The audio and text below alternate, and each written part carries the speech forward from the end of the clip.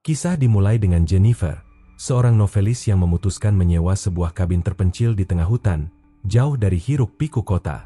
Ia ingin fokus menyelesaikan novel barunya tanpa gangguan. Dalam perjalanan, Jennifer singgah di sebuah toko untuk bertemu Earl, pemilik kabin.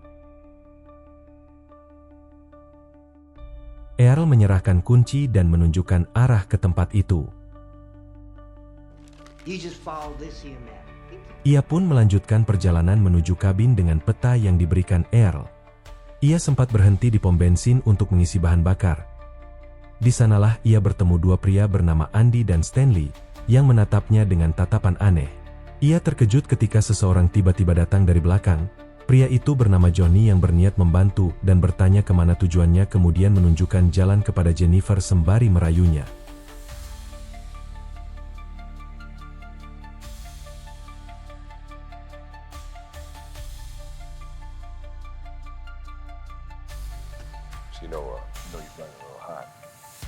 Jenny hanya tertawa.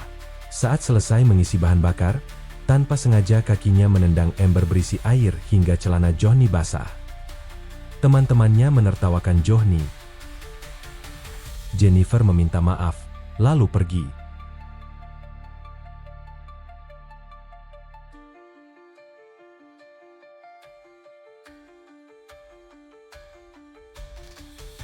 Sesampainya di kabin, Jenny mulai menulis sambil menikmati suasana kabin yang tenang.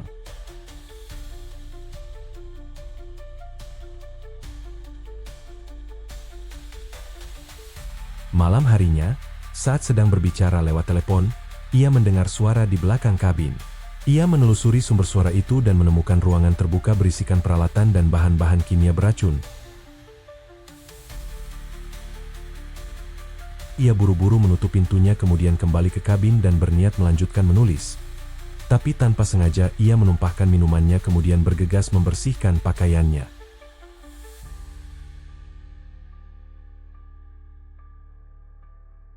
Keesokan paginya, saat sedang jogging, ia menemukan rumah tua kosong di tengah hutan.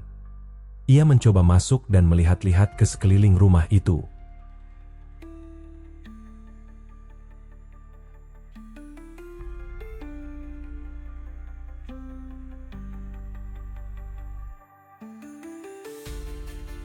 Saat ia kembali ke kabin, ia mendapati air kerannya kotor.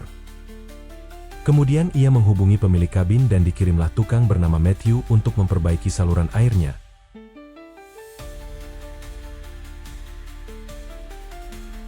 Jennifer terlihat senang dan berterima kasih dengan mencium pria pemalu itu, membuat pria itu tersipu dan lari tanpa pamit. Sore itu, Matthew memancing bersama Andy, Stanley, dan Johnny. Saat bercerita soal ciuman itu, Johnny tak percaya. Stanley pun menunjukkan rekaman video Jennifer, yang ternyata direkam diam-diam dari jendela kabin. Saat Johnny dibanding-bandingkan dengan Matthew oleh teman-temannya, dia pun murka, dan dia berjanji bisa menaklukkan wanita itu. Malamnya, Jenny mendengar suara di pintu.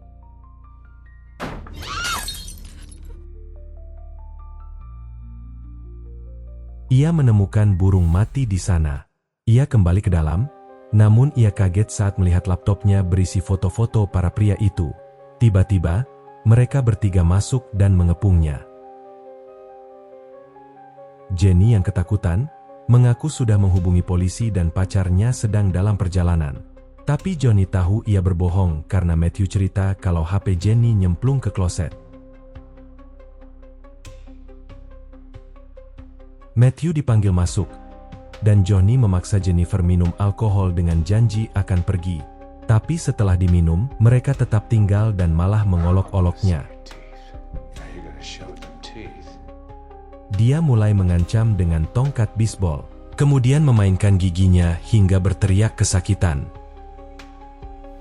Johnny kemudian mengeluarkan pistol dari celananya. Dengan pistol itu, ia memaksanya melakukan sesuatu yang sangat memalukan dan merendahkan martabatnya.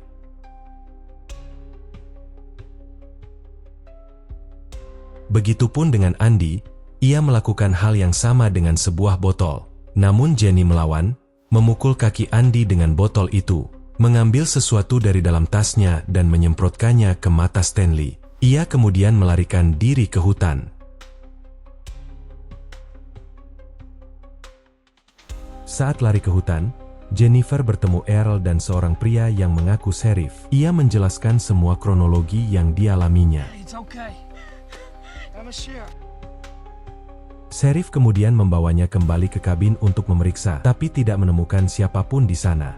Melihat banyak botol minuman keras, ia menuduh Jennifer berhalusinasi karena mabuk.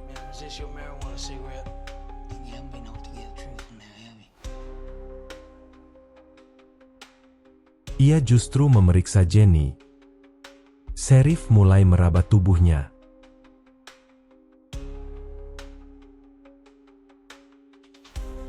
Saat itulah 4 pria lainnya muncul, dan Jennifer sadar, Sheriff adalah bagian dari mereka. Dia kembali diolok-olok oleh mereka. Tidak berhenti sampai di situ, Johnny kemudian memaksa Matthew agar ikut terlibat mempermalukan Jennifer. Dia berkata akan mengajarkannya menjadi seorang pria. Matthew sempat menolak namun Johnny mengancam akan melukai Jennifer. Matthew pun terpaksa melakukannya.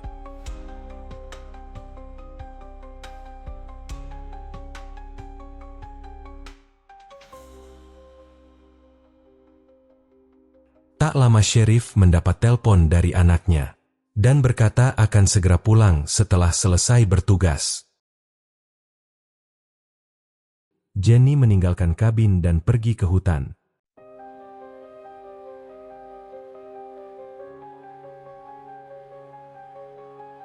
Tak lama berselang, mereka kembali menemukan Jennifer. Andy menariknya lalu menenggelamkan wajahnya ke air.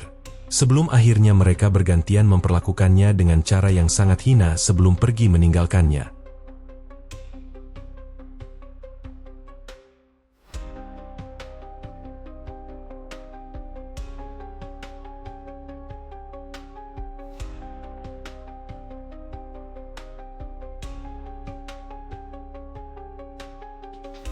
Jennifer yang babak belur mencoba meninggalkan tempat itu dengan berjalan tanpa busana. Tapi mereka terus mengikutinya hingga sampai di sebuah jembatan. Mereka berniat menghabisinya.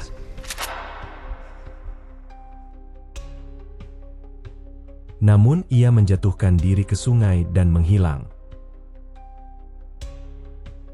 Mereka menunggu tubuhnya, tapi tak pernah muncul. Mereka lalu mencarinya di sekitaran sungai itu, hingga hari-hari berikutnya namun tanpa hasil. Akhirnya, Sheriff memerintahkan membakar semua barang miliknya, agar tak ada bukti.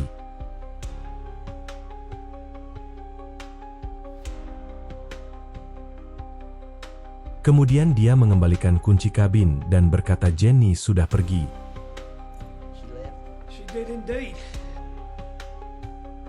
Matthew dilanda rasa bersalah, dan selalu dihantui masa lalunya. Sebulan kemudian Earl menelpon Sheriff dan melapor menerima telepon dari kakak Jennifer yang menanyakan keberadaannya.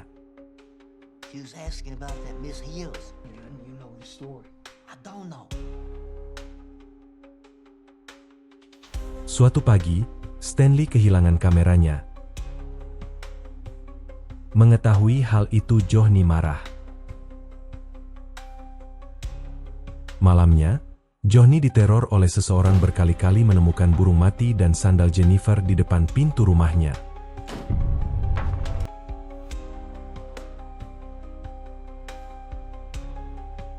Mereka mengira ini ulah Matthew. Sheriff memerintahkan mencari Matthew, sementara ia sendiri membunuh Earl yang mulai curiga. Matthew yang gelisah tiba-tiba mendengar suara Jennifer di rumahnya. Ia mencari suara itu sampai terjatuh dan terguling dari tangga kemudian pingsan. Begitu sadar, Matthew mendapati Jennifer di depannya. Dalam ketakutan, ia merangkak dan meminta maaf. Namun Jennifer hanya menanggapi dengan mengikat lehernya menggunakan tali.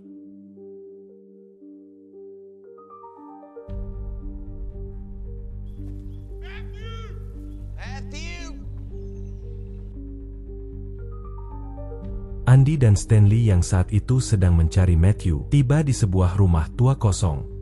Saat sedang berada di luar, Stanley melihat Jenny di hadapannya. Ia mencoba menangkapnya namun kakinya menginjak perangkap hewan.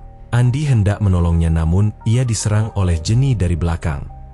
Stanley diikat ke pohon dan dipaksa menatap ke arah kamera, sebelum akhirnya diperlakukan dengan cara yang sangat kejam. Sementara itu, Andy diikat di atas sebuah bak yang berisi cairan berbahaya dari gudang. Pada akhirnya, keduanya meregang nyawa secara tragis sebagai balasan atas perbuatan mereka. Setelah itu, Jennifer menyerang Johnny di pom bensin. Ia mengikatnya dalam kondisi memalukan, lalu memperlakukannya dengan kejam sebagai balasan setimpal atas perbuatannya di masa lalu. Johnny hanya bisa berteriak dan meronta, namun semua usahanya sia-sia. Hingga akhirnya, ia dibiarkan meregang nyawa. Di babak akhir, Jennifer menyamar sebagai seorang guru dan menjemput Angel, putri sang sheriff, langsung dari sekolah. Sheriff yang panik segera memohon agar putrinya tidak dilibatkan. Namun Jennifer tetap melanjutkan rencananya. Ia kemudian menculik sheriff dan membuatnya merasakan penderitaan yang sama seperti yang pernah ia alami. Dengan cara yang kejam, sheriff disiksa hingga tak berdaya.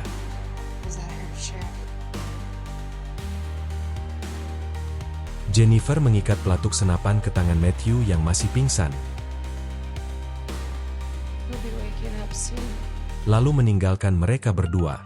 Saat Matthew tersadar, mereka berdua pun berakhir tragis.